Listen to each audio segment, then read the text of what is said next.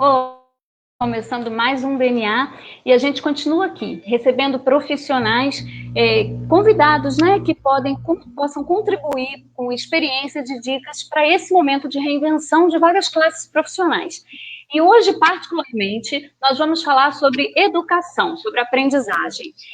O crescimento da formação à distância já é um fato, né, mas as decisões a respeito do isolamento social vêm atingindo vários níveis de formação atualmente, inclusive a escolar. Então, os professores nunca foram tão desafiados, nós, professores, nunca fomos tão desafiados em nossas metodologias para poder garantir qualidade no processo de aprendizagem e também conexão entre os alunos. Para conversar com a gente sobre esses desafios, né, como professores, e também vai ser um programa muito rico para estudante, né, para orientação aí sobre os seus processos de aprendizagem. Eu estou recebendo um especialista em agilidade, produtividade e aprendizagem ativa. Ele é professor há mais de 10 anos em universidades em Minas Gerais e também é cofundador da escola Inspira-C. Essa escola é especialista em desenvolvimento humano através das soft skills. Eu estou conectada aqui com o professor Paulo Taveira. Paulo, seja bem-vindo. Uma honra.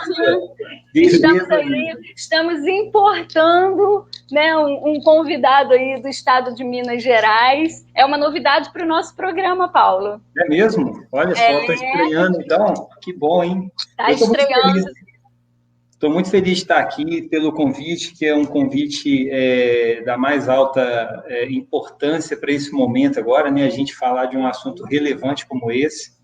E vindo de você, vindo também desse programa DNA, que é um programa que tem uma proposta muito interessante de ajudar, né, as pessoas que estão se esforçando aí nesse empreendedorismo Brasil afora. Então, a gente ser convidado para falar desse assunto de educação nesse momento é muito pertinente porque está tudo muito confuso, né? A única certeza que a gente tem é que a gente não tem muita certeza de nada, né? Com certeza. Obrigado de estar aqui. E aqui em Minas deve estar tão frio quanto Teresópolis, tá? Porque está com uns 12 graus aqui hoje, 12 para 13. É mesmo? Olha que Minas não costuma ser tão frio assim, pelo menos aí na Grande Belo Horizonte não, né, Paulo? Não, me senti em Teresópolis, só faltou o dedo de Deus aqui do lado. Muito bem, ele conhece, viu, gente, nossa terra. Vamos lá, eu queria que antes de mais nada, né, você se apresentasse para os nossos espectadores, que você pudesse falar um pouco sobre a sua especialidade. Beleza. Eu sou da área originalmente dedicada às questões ambientais. Eu tenho formação em exatas, então eu sou químico de formação original. E ao longo dos últimos 15 anos, eu trabalhei continuamente com consultoria na área ambiental. E durante esse processo de ser consultor ambiental, eu tive alguns enfrentamentos, alguns problemas que me levaram a estudar um assunto correlacionado, mas não era exatamente da mesma área ambiental, que é a questão da produtividade. Então, há cerca de 4 anos e meio, eu comecei a me dedicar também a entender um pouco mais sobre produtividade. E aí eu descobri um grande viés de paixão na minha carreira, e isso passou a ser o assunto dominante do meu interesse. Hoje eu continuo dando aula em faculdade para graduação, pós-graduação, também em cursos técnicos nas temáticas ambientais. Mas meio que estou me preparando para migrar para a área de produtividade e agilidade, né, que é um assunto hoje, em função da necessidade aí das soft skills estarem sendo cada vez mais desenvolvidas, com atenção, né, mais cuidadosa. Isso tem sido assim um viés de importância nessa conversa, nessa minha visão. Então, hoje, eu estou numa fase tipo um Y de carreira, né? Ainda lecionando para as engenharias, mas preparando um caminho futuro aí de trabalhar com produtividade e agilidade. Então, nesses últimos 5 anos, eu tenho me dedicado ao estudo, à implementação, e a motivação disso foi problema, assim, de carreira pessoal, né? Necessidades que eu tinha na minha própria carreira, e eu aprendi muita coisa com isso, continuo aprendendo e vou aprender mais, e a ideia é começar a dividir isso com as pessoas também, para ajudar de alguma forma, né? E desmistificar um pouco a questão da produtividade, que produtividade é sempre fazer mais o tempo todo. Não, produtividade requer, no meu entendimento, equilíbrio, né? Uma visão crítica das coisas para saber o que realmente precisa ser feito e o que não precisa mais ser feito. Isso é o fator principal para a gente ter uma postura produtiva e ágil. Então, é isso. Hoje eu estou com a Escola Inspira Ser, que é uma iniciativa junto com uma sócia, e a gente tem olhado para essas questões de formação humana.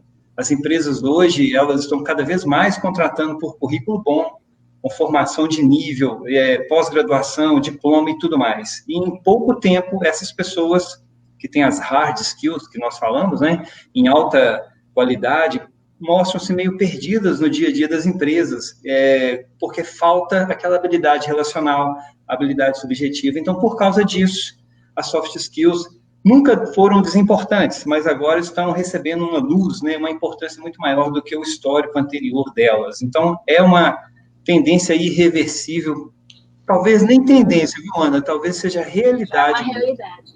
Realidade, Então, essa é a minha praia hoje. E a minha paixão está na educação, dividir conhecimento, compartilhar, ajudar, puxar na mão e ir junto.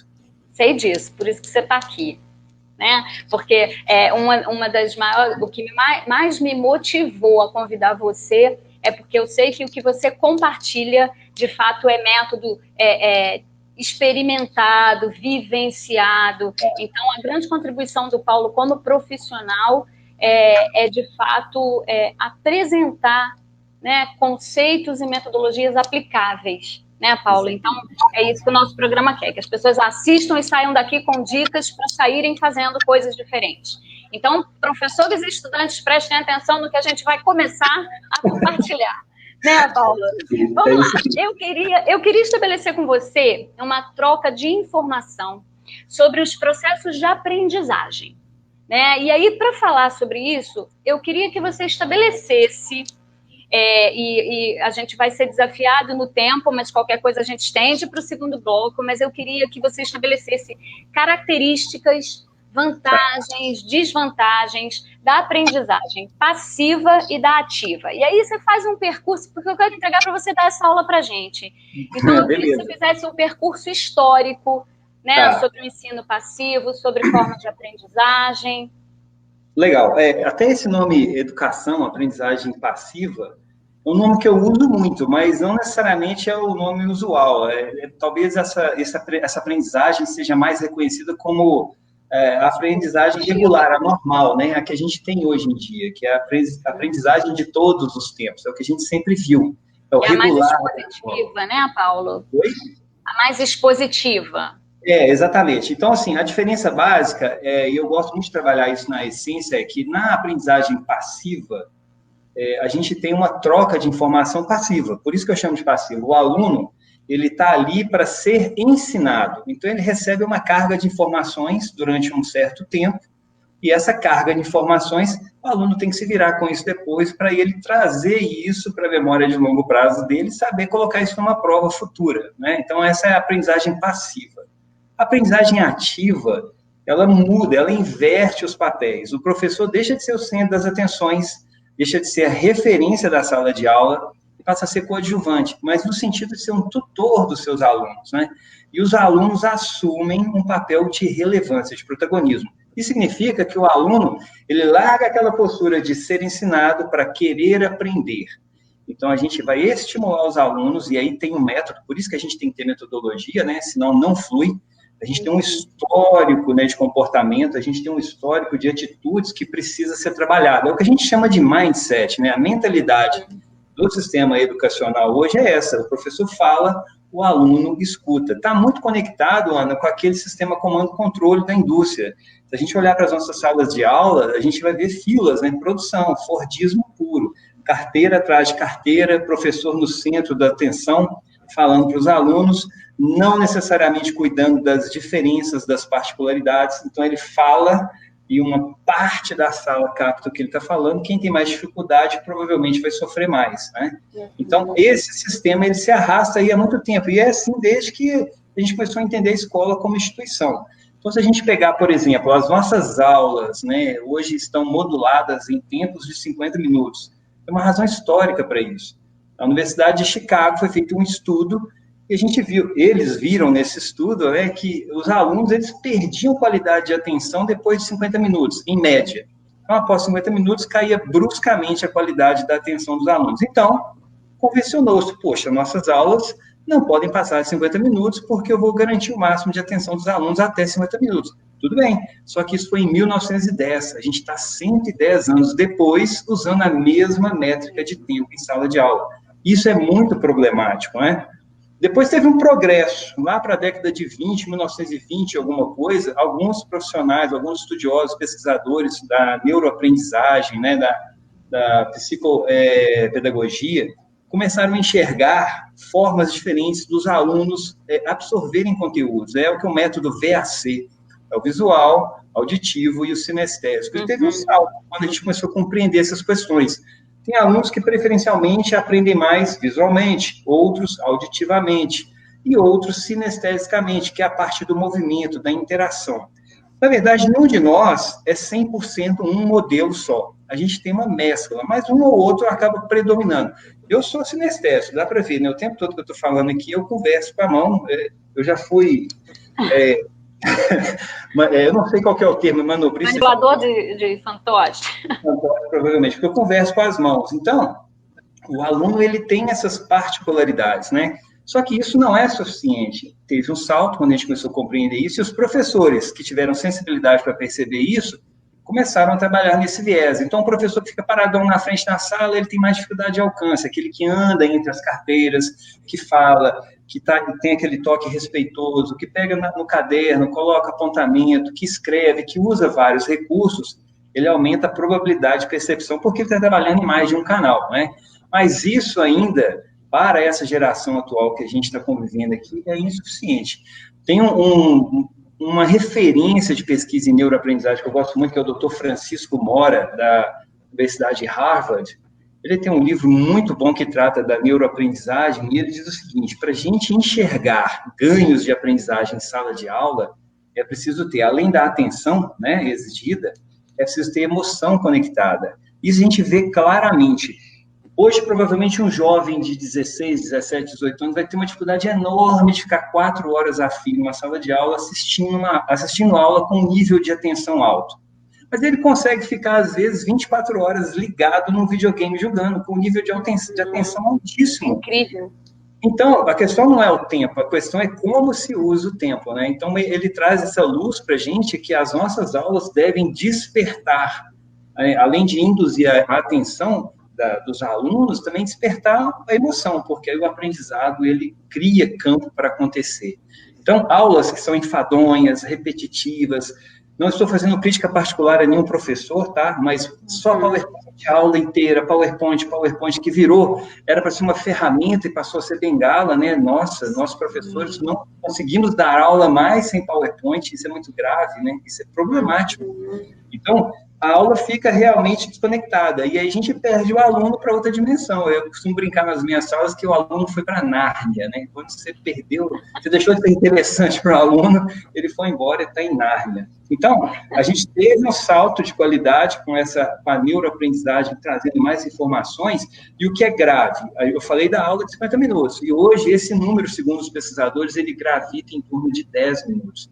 Então, a cada 10 minutos... A dispersão é maior. A gente precisa mudar o nosso jeito de fazer a aula para que o aluno mantenha-se conectado na sala de aula, senão ele vai embora, não tem jeito, né? Então, a gente precisa, inclusive, conversar bastante, desenvolver bastante criatividade, né, Paulo? Não é só uma questão de método, não, mas de criatividade e de se colocar muito numa perspectiva do aluno também, né? Sim, empatia, né? Como é que seria isso, né? Porque a gente foi ensinado assim, a maioria dos professores foi ensinado no método tradicional, que é o passivo. Então, tem que ter uma ruptura nesse processo para ele enxergar a vantagem do método ativo e começar a efetivamente se esforçar. E há uma energia enorme contrária para isso acontecer. A gente chama isso na química, que é a minha formação, energia de ativação. Você tem que subir um morro enorme até o carrinho de rolimã começar a descer a montanha, entendeu? Sim. E aí acontece o problema, porque em função dessa energia que tem que gastar no início para vencer a inércia, muita gente desiste pelo caminho. E isso enfraquece, né? Mas, eu te falar uma coisa, Ana, o que eu vejo, especialmente aí nas redes sociais, em grupos de discussão que eu participo, que a Escola Inspira Ser está participando, a Escola Inspira Ser dá muitas oficinas vivenciais sobre tecnologia, né, de aprendizagem, metodologia. Então, a gente vê que mais gente está querendo saber sobre isso, mais gente está querendo praticar, e assim, é pouco ainda, mas é irreversível, o movimento, ele não volta mais atrás, sabe? porque os ganhos são tangíveis, os ganhos são sólidos. Sim. A gente vai fazer uma pausa bem rapidinha, Paulo, até para respirar, porque o professor Paulo ele é assim, extremamente dinâmico. Então vamos dar uma respiradinha, só em alguns instantes a gente volta. Beleza. Então... Coronavírus, o que você precisa saber e fazer. Antes de compartilhar mensagens de saúde, confirme se elas são verdadeiras no canal de WhatsApp Saúde Sem Fake News. Siga as orientações do Ministério da Saúde pelo site saude.gov.br/coronavírus. Voltamos com o professor Paulo Taveira. Estamos conversando aqui sobre agilidade, produtividade e aprendizagem ativa, né, professor? Nesse segundo bloco, a gente quer conversar um pouquinho sobre os desafios que a gente tem enfrentado nesse cenário. Quer dizer, você contou para a gente no primeiro bloco, já compartilhou com a gente uma série de situações de quebra de paradigma, né, de ruptura aí no padrão dos modelos de ensino-aprendizagem, que já são desafiadores por si só. E aí a gente ainda vive atualmente, né, um desafio triplo. Não bastasse isso, a gente ainda tem as aulas remotas. Exatamente. A gente, eu costumo falar que nós na universidade ainda temos um pouquinho de mais, assim, de experiência, um pouquinho, né? Porque as universidades elas já vêm se desenvolvendo no ensino à distância e nas aulas remotas há um tempo, mas as escolas não. Né? Então, assim, de uma hora para outra, os professores da educação fundamental e média aí se viram tendo que se desdobrar. Então, eu queria conversar um pouquinho também com você sobre isso, né? Preconceitos históricos que existem relacionados à educação à distância. É engraçado, Ana, você falando isso, que se você olhar para trás, cerca de 6, 8 anos, alguém que falasse assim, eu fiz um curso EAD, essa pessoa, ela tinha, muito provavelmente, uma depreciação na qualidade da sua formação. O contratante ia deixá-la em segundo plano, porque o EAD realmente, ele trazia um preconceito muito grande sobre o que realmente estamos aprendendo, né? O que realmente a escola entrega. Será que tem compromisso? Será que tem disciplina? Mas eu acho que isso, na verdade, é um preconceito que está na nossa cabeça apenas.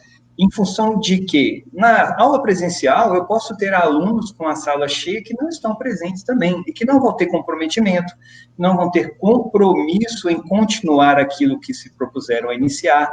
Então, o fato de ser AD não é, o fato de ser presencial não é uma garantia de que você vai ter qualidade na entrega do ensino, né? Tem muito mais a ver com como você faz a aula do que qual ambiente essa aula, né? Em qual ambiente essa aula é oferecida. E a gente tem que caracterizar uma outra diferença importante, que é o seguinte, EAD não é a mesma coisa que aula remota, né? A EAD pressupõe um conteúdo previamente gravado que fica disponível para o aluno acessar e trabalhar esse conteúdo em um momento específico que ele escolhe, né, no momento mais fácil para ele. Então, ele traz uma série de vantagens. Eu, como sou da área ambiental, não posso deixar de falar também que cursos EAD produzem pegadas ambientais menores, geramos menos carbono, menos problema com trânsito, mobilidade, uma série de coisas que são realmente desagradáveis. Mas a aula remota não é isso, a aula remota é aula ao vivo, com o professor interagindo com a sua classe num horário combinado, normalmente no mesmo horário em que se daria a aula presencial, né? Então, essa é uma diferença que tem que ficar clara, porque no início, quando a gente começou essa onda das aulas remotas, que foi, diga-se de passagem, uma grande violência contra todo mundo, foi violento, foi de uma hora para outra, em um final de semana a gente teve que sair de um estado, às vezes, zero de digitalização, um estado muito grande de digitalização. Essa é até uma piada recorrente que a gente tem na área da agilidade, eu sou agilista, né, Agile Coach, que a gente, às vezes, passou 3 anos esforçando para a empresa se transformar digitalmente, e aí vem o coronavírus, em uma semana ela faz o que a gente não conseguiu fazer em 3 anos de esforço, de educação, né, de esclarecimento. E é o que eu sempre falo aqui, se você não se acostumar à mudança, uma hora ela vai vir e vai te forçar, e aí é mais doloroso, né? Vai te forçar. Então, quem se deu melhor nesse processo é quem já tinha, né, de alguma forma, contato. Não só com as aulas, né, remotas, mas com tecnologia.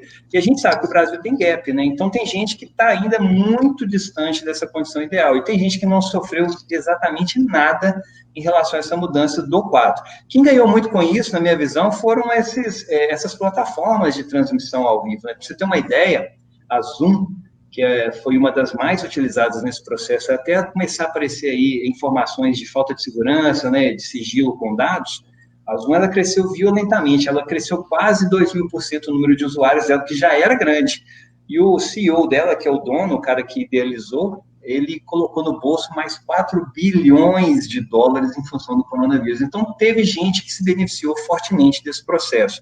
Mas, é claro, para a gente colocar essas aulas para acontecerem, existem variáveis que, muitas vezes, a gente não tem condição de resolver. Eu dou aula em curso técnico, como eu disse, em curso superior, em faculdade, no Pitágoras e na Ecotec. A Ecotec é uma escola de cursos técnicos. E tem uma outra pegada. Lá, a gente tem aluno que não tem internet em casa, por exemplo. Isso é comum. Isso, às vezes, acontece também no Pitágoras, mas é mais difícil. Então, a mesma mudança, ela tem variáveis diferentes em função do ambiente que você está tratando dela. Mas é uma realidade, inclusive, das escolas, eu acho que num nível maior até. Pois é, eu acho que as universidades, como você disse, a gente tem um pouquinho de vantagem e até privilégio, talvez, porque essa já é uma pegada que a gente vinha tratando, né? Todas as grandes instituições de ensino superior, elas têm sistemas, né? Plataformas, ambientes virtuais de aprendizagem. Então, assim, o passo foi menor. Mas para as outras escolas, o passo tem sido muito grande. A diferença, né? A mudança no jeito de fazer a coisa tem sido muito grande. Desculpa. E a gente que está dando aula, a gente percebe também, eu, por exemplo, que não sou um professor que gosta muito, eu não sou muito afeito a PowerPoint, a ficar passando slide, meu negócio é sempre vivencial dentro de sala, eu busco criar projetos para os alunos desenvolverem, buscar identificar interesse do aluno em disciplinas que talvez fossem irrelevantes para eles, para que eles realmente transformassem aquele momento da sala de aula em uma oportunidade de acrescentar conhecimento. E eu também vou junto, né? O professor sempre aprende. Mas olha, oi? Conclui seu raciocínio, depois eu pego essa uma vez. O que eu quero dizer é o seguinte, a gente, mesmo dando aula online, né, aula remota para alunos com maturidade, né, alunos de curso superior, a gente sabe, como tem a política de privacidade, por exemplo, que faculta ao aluno deixar ou não a imagem dele à mostra, porque as aulas são gravadas, a gente tem que deixar uma rastreabilidade, né, no sistema educacional, porque provavelmente seremos auditados ao final desse processo. O que a instituição de ensino realmente fez? Né, a carga horária foi entregue, conteúdo, enfim. Então, a gente tem que deixar a rastreabilidade, a gente grava as aulas, e aí os alunos não colocam a cara lá na tela. E muitos deles não estão ali assistindo aula, isso a gente sabe que acontece também. Então, para a gente que está dando aula, a gente tem que buscar uma motivação adicional para manter o nível, né, da entrega de qualidade daquele assunto que a gente está fazendo ali, porque isso dá uma desanimada, né? Dá uma desanimada. Seria similar ao aluno assistindo aula, ele levanta, sai da sala, ou abaixa a cabeça e dorme, né? Dorme na carteira. A gente que é professor, a gente sofre com isso, né? Significa que, puxa, a mensagem que eu estou passando não está alcançando aquela pessoa. Mas são ossos do ofício aí. Eu te cortei, Ana, você ia falar uma coisa? Na verdade, eu ia só pegar um gancho, porque quando você falou, eu agora acho que eu vou me perder um pouquinho, mas era um gancho relacionado à metodologia. Quando você lembrei, quando você falou, né, que você já não é muito adepto às aulas do PowerPoint, que você gosta de trabalhar mais a experiência, eu acho que está aí, inclusive, uma dica importante para vencer essa aula remota, né, de uma forma a aprender mais a atenção e a vencer essa questão do aluno não estar lá, né, e ser chato para o professor, quer dizer, trabalhar com aulas, o que a gente chama de sala de aula invertida, né? De repente, propor aos alunos cases e estudos para trabalhar a partir disso, quer dizer, então sai muito mais da posição do que na sala de aula a gente chama do frontal, né, que é o professor trazendo o conteúdo, mas se dinamizando por meio de experiência. Talvez isso, para esse cenário, seja uma das estratégias assim mais eficazes, talvez? Eu não tenho dúvida, não. Eu acho assim, nem a gente que é professor aguenta ficar 3 horas assistindo alguém falando na internet direto, né? A gente não dá conta disso. Então, uma boa medida para melhorar qualidade dessa entrega seria, assim, usar, se não a sala de aula invertida na íntegra, pelo menos os princípios dela, né? Mas eu queria até voltar um pouquinho antes, sabe, Ana? Porque nós, professores que estamos nesse momento, e os alunos também, é importante que a gente cuide também da nossa saúde, para a gente ter condição de chegar nesse momento da aula, que é um momento tão importante, que é o coroamento de um planejamento, né? Com o máximo de energia, com o máximo de saúde, de presença, né? De atenção, de clareza. Então, eu acho que, assim, as pessoas poderiam, por exemplo, aprender mais a dar uma relaxada. O professor pode fazer com os alunos, no início da aula, uma sessão de descontração para criar conexão com esses alunos, pode criar um momento ali de fazer um alongamento conjunto, fazer um exercício de respiração, tem coisas interessantes que podem ser feitas, eu já fiz, você pega os alunos assim e fala assim, olha, vamos descrever sua mesa, cada um vai falando um pouquinho, isso não é perda de tempo, é investir na presença do aluno naquele momento, porque o aluno, como ele está do outro lado da tela, ele está protegido em termos de acesso. Então, para ele deixar o computador funcionando com a tela desligada e sair dali, é muito fácil de ser feito, né? Então, a gente tem que evitar esse abandono da sala virtual, trazendo interesse e conexão desse aluno. Então, esses quebra-gelos, eu acho que eles são muito importantes no começo da aula, para você trazer todo mundo, até porque não chega todo mundo no mesmo horário, aí você vai dando tempo para as pessoas se organizarem, e não é perda de tempo. Você está investindo num tempo futuro de qualidade, com todo mundo presente. Essa é uma coisa que eu acho que eu gostaria de recomendar. Inclusive, Ana, se você permitir, eu tenho um e-book que eu escrevi sobre meditação e respiração, que é a Mindfulness, né? Eu posso deixar aqui de presente para os seus espectadores. A gente vai colocar, inclusive, já a gente vai colocar aí à disposição. Aí, beleza. O seu e-book. E lá tem uma série de dicas, né, para você trabalhar a respiração para te deixar conectado com o ambiente presente, tá? Então, usar a pré-aula, antes da aula, a aula é hoje, aí no dia anterior eu disparo para os alunos um texto, um vídeo, para inspirar as pessoas a começarem a se conectar com o assunto que vai ser tratado no dia seguinte. Eu acho que é muito legal também, Ana, a gente ter objetivos específicos por aula, né, e não por semestre inteiro. É um dia de cada vez. Então, nessa aula, eu vou ficar muito feliz se eu alcançar este objetivo. Aí, uma sugestão que você pode usar é, de repente, trabalhar com metas SMART, né? Onde a gente cria uma meta que causa relevância na gente, nos aumenta no sentido de engajar naquele esforço de alcançar a meta. Então, para cada aula que você for dar, cria um objetivo. Hoje, eu vou ficar muito satisfeito se eu tiver a seguinte aula com esse objetivo alcançado, porque isso é importante para mim, importante para os alunos. Então, você cria uma meta por dia de aula. Né? Outra coisa que eu acho interessante também é, depois que você fez o seu conteúdo, evitando, né, usar massivamente PowerPoint, desliga o PowerPoint, usa câmera, usa conversa, usa vídeo no YouTube, usa texto, use repertório variado, para manter as pessoas sempre com nível de interesse alto. Depois que você fizer a sua aula, o seu conteúdo, também é muito interessante você criar um compromisso futuro, que é o que a gente chama de pós-aula, para que esses alunos, neste pós-aula, possam dar uma mastigadazinha naquilo que foi discutido durante a sala de aula, virtual. Uma coisa que é legal de fazer é, vamos acabar a aula aqui, e assim que acabar a aula, eu queria que vocês fizessem um mapa mental de tudo que vocês viram na aula, sem consultar a gravação da aula ou as suas próprias anotações.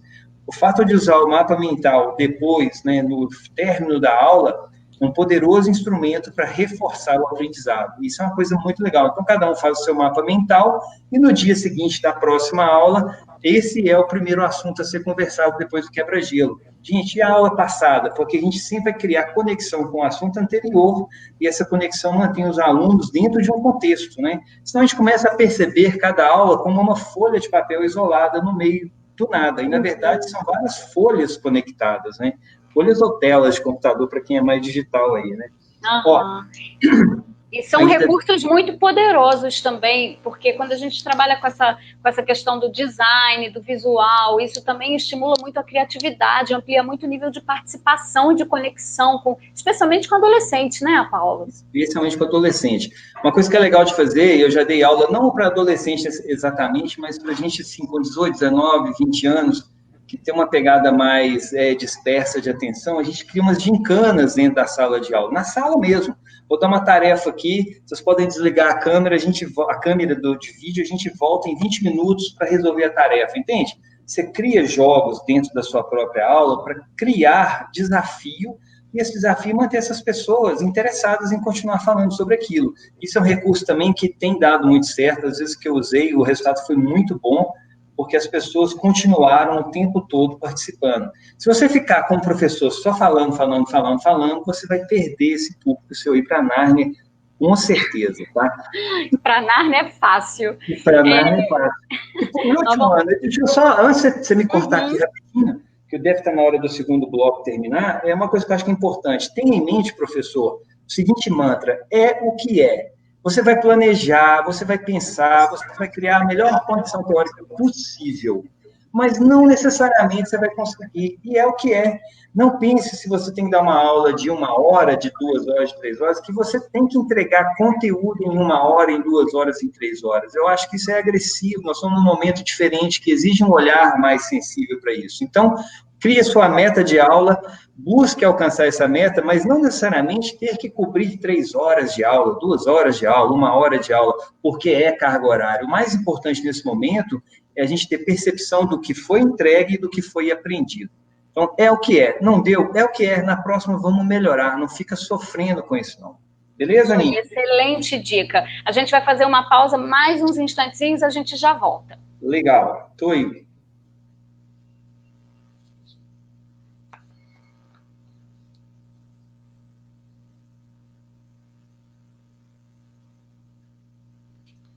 Coronavírus, o que você precisa saber e fazer. Antes de compartilhar mensagens de saúde, confirme se elas são verdadeiras no canal de WhatsApp Saúde Sem Fake News. Siga as orientações do Ministério da Saúde pelo site saude.gov.br/coronavírus. Nós vamos recapitular algumas dicas que eu dei, né? Vamos recapitular alguns tópicos aí que você falou. É muito bom entrevistar professor, Paulo. Você está me lembrando a professora Rita, que passou comigo por aqui, professor Mário, que, assim, é um dinamismo, né? O programa acaba e a gente fica assim, não estou acreditando que não tem mais bloco para eu continuar, né? E aí a gente fica com a promessa de trazer a pessoa de volta para detalhar. Então, quem quiser o professor Paulo de volta, né, avisa aí que a gente traz ele rapidinho. Só para resumir, né, eu no último bloco acabou que eu cortei rapidinho, mas a gente está falando das metodologias ativas e o professor Paulo, no segundo bloco, tratou aí de compartilhar com a gente algumas dicas, algumas ideias que eu, como professora, já fui me inspirando, né, e aí eu queria avisar que ninguém se desespere, que o nosso programa tem aquele velho infográfico que já a gente vai colocar, que resume, então, muitas coisas que o professor Paulo falou, vai estar, né, nos tópicos aí no nosso infográfico para você poder anotar direitinho tudo que ele deu de dica. Outra coisa que, gentilmente, o professor Paulo disponibilizou para a gente o e-book dele, que chama Mindfulness, sabe como meditação pode ajudar na sua jornada de estudos. Então, a gente está com o QR Code aí, você pode direcionar a sua câmera para o QR Code, que ele vai te direcionar diretamente para as nossas páginas de download. Por uma questão técnica, a gente não está direcionando lá para a Escola Inspira Ser, a gente está direcionando, né, para o site da Lana Solution, que tecnicamente era o que eu conseguia, né, dispor para vocês. Mas vai ficar disponível aí para quem precisar acessar, e também o endereço do site, para quem não conseguir pelo QR Code, já vai estar aí. Paulo, esse bloco eu queria dedicar um pouquinho aos estudantes, diretamente. Você deu dicas muito importantes para os professores, né, buscarem técnicas aí, né, de aulas mais dinâmicas, mas eu queria falar um pouquinho mais especificamente sobre a produtividade. Na perspectiva desses estudantes, né, quais são as dicas para a produtividade? Você fala do fator C3 de sucesso nos estudos. Eu queria que você explicasse para a gente esses 3 Cs, né, da produtividade. Então, eu sou estudante há muito tempo e acho que vou continuar sendo, porque a gente que é professor nunca para de estudar, né? Então, eu chamo chamo isso de estudante profissional, a gente estuda por causa da profissão. Eu acho até que esse comportamento, né, essa postura de ser estudante eterno, um aprendiz eterno, é um dos requisitos fundamentais para a gente se dar bem nesses dias acinzentados, malucos, caóticos que a gente está vivendo. Quem acha que não precisa aprender mais nada, vai sentir na pele dificuldades. Então, aprender sempre é uma coisa que eu acho que faz parte desse novo mundo. E esse fator C3 assim, meio que uma filosofia que eu criei, porque eu tenho um curso online, onde eu ensino os estudantes a estudarem, né, metodologia de estudos, e eu identifiquei ao longo dessa experiência minha aí, de mais de 20 anos estudando, e olha só, eu sempre estudei em ambientes agressivos para o estudante, com muita gente falando, conversando, barulho de carro, uma confusão generalizada. E eu mesmo, assim, consegui algum relativo sucesso. Sempre estudei em escolas federais, nível ensino médio, superior, mestrado, tudo isso em instituições federais. Já passei em concurso público também. O que isso quer dizer? Significa que para você estar numa instituição federal ou ser um concursado, você tem que ter uma dedicação de estudos. Só que não é dedicação a qualquer custo, né? Não é suor apenas que vai fazer o resultado chegar. Você precisa ter inteligência para fazer as coisas. Então, essa experiência minha que eu tive aí, eu criei o que eu chamo de fator C3 de sucesso. Para o aluno ter sucesso na sua jornada de estudos, para qualquer objetivo que seja, eu identifiquei 3 Cs. O primeiro C é o que eu chamo de criar motivação. O segundo C é combater a procrastinação. E o terceiro C, concentrar-se em um método. Eu vou falar rapidinho um pouquinho de cada um, pode? Para ficar claro? Pode. Uhum. Beleza. Tá. Quando eu falo de criando motivação, eu acho que é muito importante a gente, como estudante, saber o porquê a gente está fazendo as coisas, né? Então, o que eu estou estudando tem conexão com as coisas que eu realmente gosto, com a minha vocação, com o meu propósito de vida? Eu preciso entender esse jogo.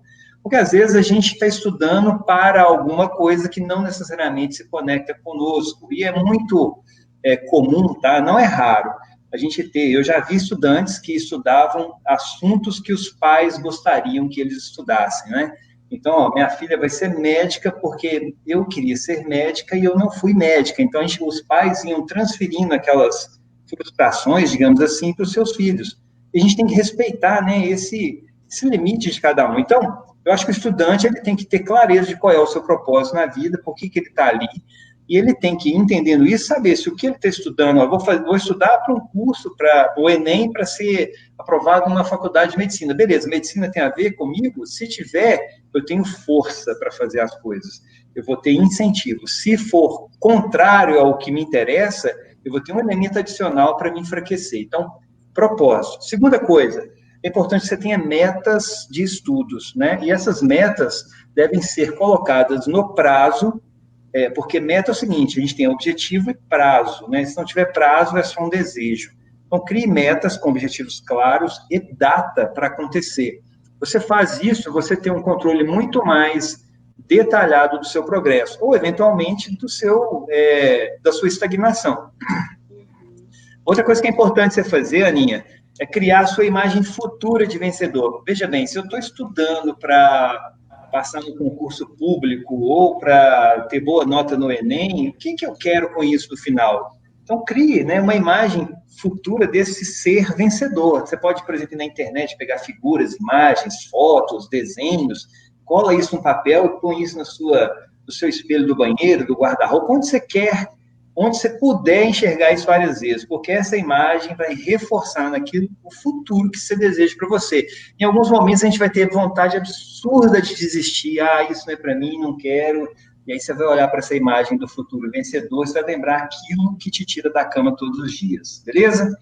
E a última coisa, dentro desse ambiente de motivação que eu queria deixar para quem está assistindo a gente aqui agora, é ter uma mentalidade positiva sobre as circunstâncias. Se você pegar um grupo de estudantes que alcançaram os seus objetivos, os vencedores, sejam aqueles que passaram em concurso, sejam aqueles que foram aprovados com notas boas em universidades, enfim, eles tinham basicamente 3 coisas reunidas: crença, persistência e direção. Eles acreditavam que conseguiriam, independente do problema que houvesse. Essa é a crença. Persistências, eles continuariam mesmo que tivessem fracasso. Então, meu sonho é ser juiz, eu vou continuar mesmo que eu não aprove no primeiro concurso, no segundo, entende? Eu sou persistente, porque isso é o que eu quero, estar conectado com o que realmente é valoroso para mim. E direção? A direção tem a ver com método, né? Estudar com método faz toda a diferença em relação a estudar aleatoriamente. Você não tem muito desperdício de tempo, de energia e de dinheiro, inclusive. Então, não é saindo fazendo tudo que tem pela frente. Tem que escolher com consciência. Então, esse é o primeiro C, de criar motivação. Com essa motivação forte, constantemente alimentada, você fica energizado para continuar. O segundo C, Ana, combatendo a procrastinação. Mesmo que você esteja preparado para tudo isso, com isso tudo organizado na sua cabeça, se você não tomar conta, se você não ficar atento, a procrastinação chega e te abraça e aí te leva para Nárnia. Procrastinação, Ana, ela acontece com qualquer ser humano, não é um benefício exclusivo, né, ou malefício, ou privilégio exclusivo desse ou daquele. Qualquer pessoa, qualquer ser humano, é condição humana. E ela está muito associada à escolha, né? A gente procrastina alguma coisa quando a gente tem possibilidade de escolher e escolher por algo que seja mais proveitoso, mais prazeroso. Então, quando a gente está... Happy hour ou academia? Eu vou para o happy hour. Perfeitamente. Então, você procrastina a academia porque happy hour, naquele momento, é mais importante para você. Quarta-feira à noite, eu vou assistir o jogo ou vou estudar para a prova? Mais importante, provavelmente, seja estudar para a prova, mas o que traz mais prazer no curto prazo é assistir o jogo. Então, eu vou fazer a opção, né, de assistir o jogo. Até o momento onde você não tem mais escolha, ou seja, a prova é amanhã e eu tenho que estudar a madrugada inteira porque eu não cuidei disso antes. Então, você vai ficar uma condição muito ruim de fazer a prova no dia seguinte, cansado, desatento, né? Mas você virou à noite para cumprir o programa de estudos.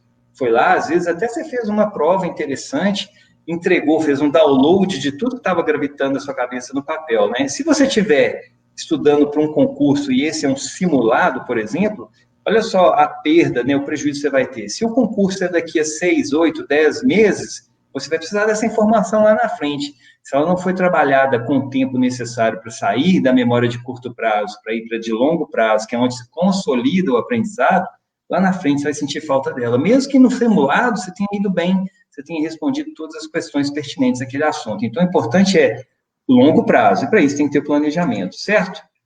Certíssimo. Então, a procrastinação vai chegar e vai te atrapalhar. Então, você tem que identificar, ser realista. E dói, né, se assumir que é procrastinador, eu procrastino mesmo, né? Então, você vai lá, assume esse fato e trabalha para evitar o fato, ok? E a terceira coisa, o terceiro C, na verdade, ele está associado ao método. Concentre-se em um método. Há uma tendência com o advento da internet, muita oferta. Então, cada dia tem um método novo, milagroso, que vai transformar. Aí eu estou cuidando de um método, semana que vem alguém fala que tem o melhor, eu largo, pulo para outro, eu vou para outro, ou às vezes nem uso nenhum método para estudar. Então, eu entendo que esse fator de sucesso é primordial. Você não precisa usar o meu método, você pode usar qualquer método, né? Mas eu acho que um método bom é aquele que cuida da pessoa, do estudante, que cuida do ambiente onde a pessoa está estudando. E eu não estou falando de ter um ambiente ideal, mas um ambiente protegido, né? E cuide, obviamente, das técnicas. Aí eu estou falando de técnica de produtividade nos estudos.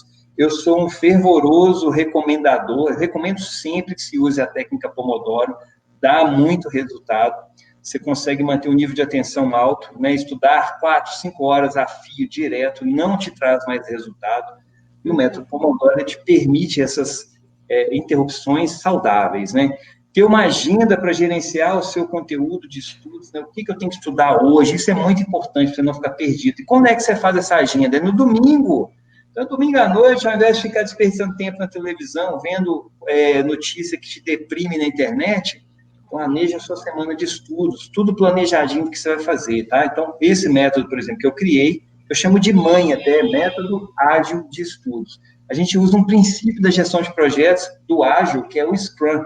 Então, o Scrum, ele é uma forma de gerenciar essa demanda da agenda. E, por fim, o método tem que focar também nas técnicas de leitura, memorização, revisão, para não esquecer, para lembrar, né? E aí, sempre com a pegada ativa, ok? Ficar revisando material lendo que você já escreveu um dia não vai acrescentar muito resultado no seu desempenho. Então, acho que basicamente isso, os 3 Cs. Show! Nós vamos resumir isso agora no nosso infográfico, depois eu quero fazer um jabazinho desse mãe aí, que eu acho que vai valer muito a pena a gente indicar esse curso, tá bom? Legal. Vamos só para o infográfico, turma, papel e caneta, porque haja dica para vocês anotarem hoje. Segue aí o nosso infográfico.